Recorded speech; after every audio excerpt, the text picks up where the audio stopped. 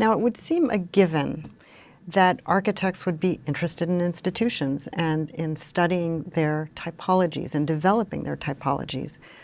But one has to remember that this institutionalism, this imagining of public buildings, was completely new in the Renaissance.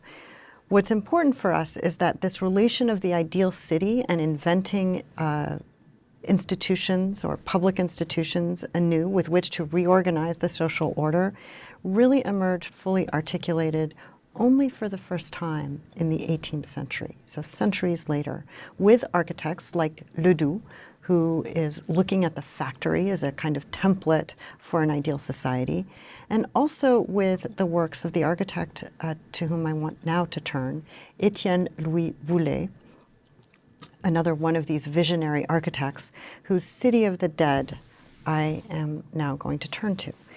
This is a pen and ink drawing from the 1780s. So we're dealing with the decade before the French Revolution broke out. The French Revolution begins in 1789. Boullé is an extraordinary character historically along these lines. He's an academically trained architect.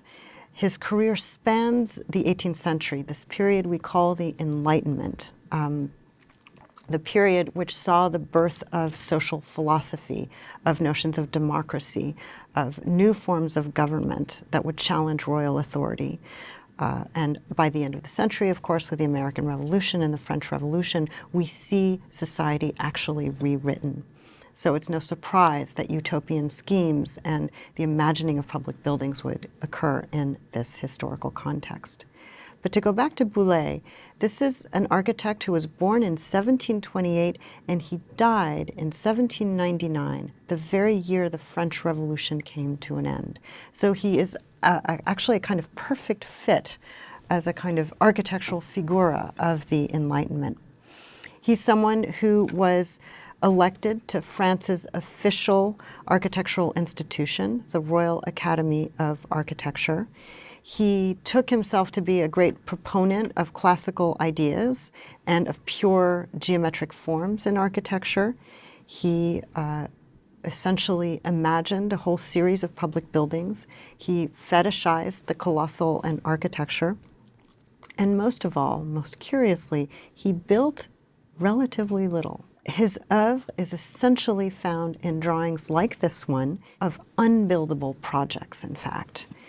Yet he emerged as one of the most influential theorists and teachers of his time, and we can continue actually to feel his legacy in modern and contemporary architecture.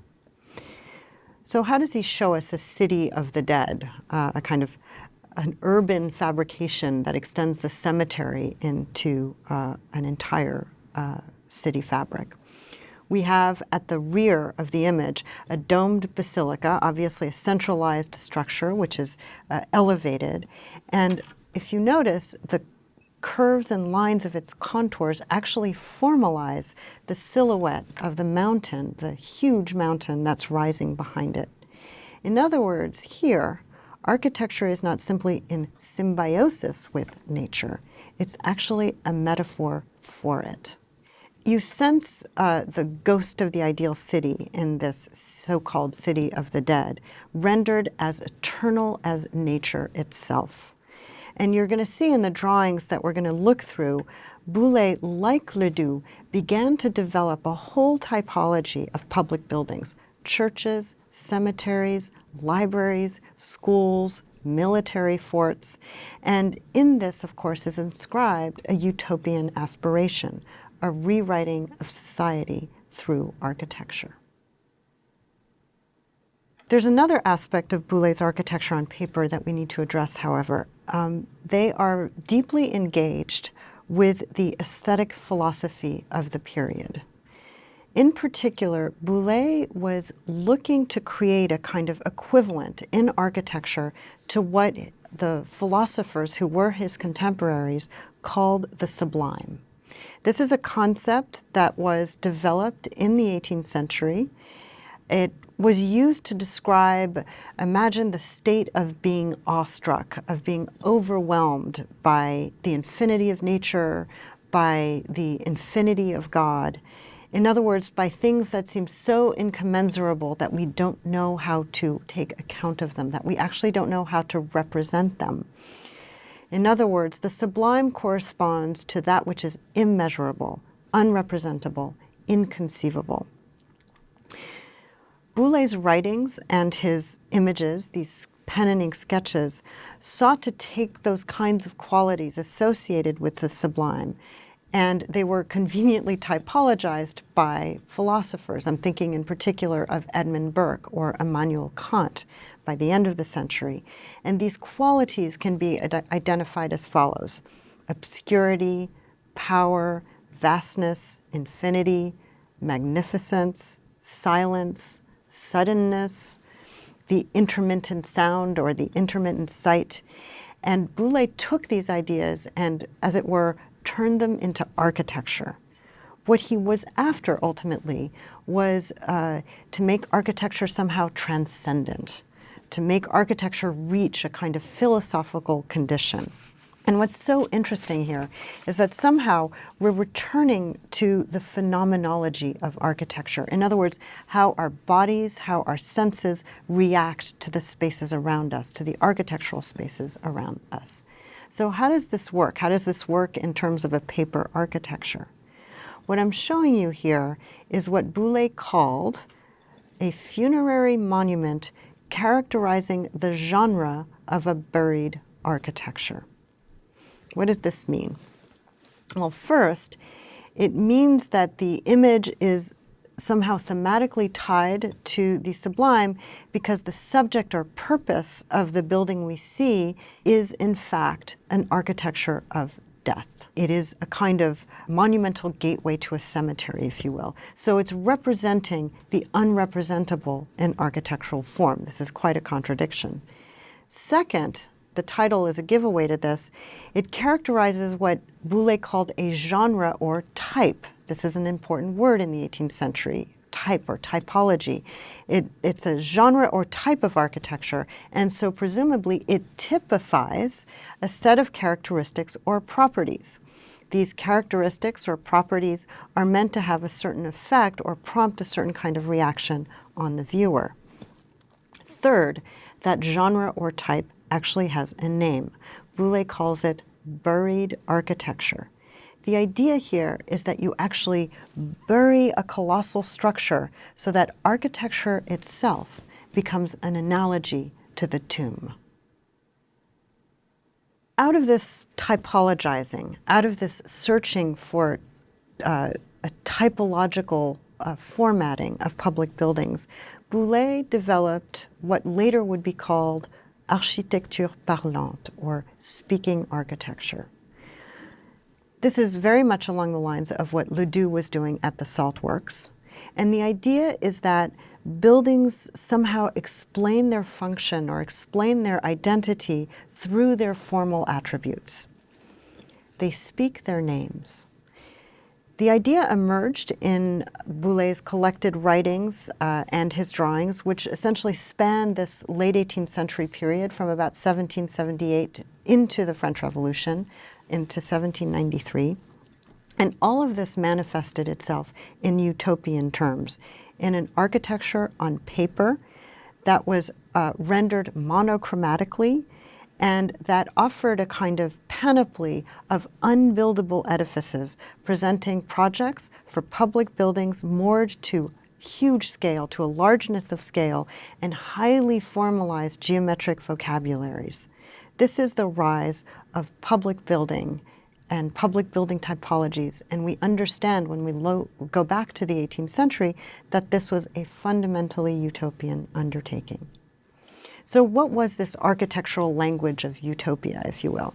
Well, it's based on regularized solids, gargantuan spheres, pyramids, huge quadrangles, with each geometric form somehow thematizing a given purpose, a given use. The result is that the symbolic aspect of architecture, in other words, how you invoke the character of a structure, superseded all practical implications. In other words, Boulez was absolutely not interested in whether these could be built or not. He was interested in their symbolic apparatus and their social utility. So the example here is a military fort. And for Boulez, military architecture needed to suggest, quote unquote, the idea of force.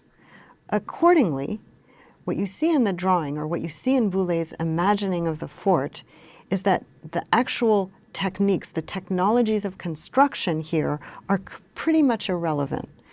He's not interested in mechanical problems, technical issues. He actually dismissed Vitruvius for being too interested in engineering, because this was not, for Boulez, the primary purpose of architecture. The primary purpose of architecture was to imagine possibilities for Boulez.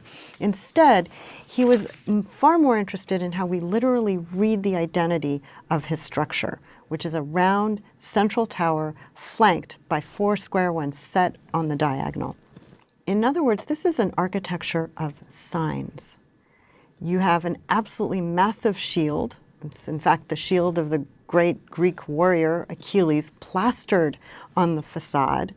You have walls so massive that they give the idea of indestructibility, and the fact that they actually couldn't be built was completely beside the point for Boulez. You have piles of cannonballs and cannons set to each side of the flanking towers. All of this is a kind of symbolic apparatus that produces signs so that we can read the building, so that the architecture, again, can speak its identity, speak its character, speak its name.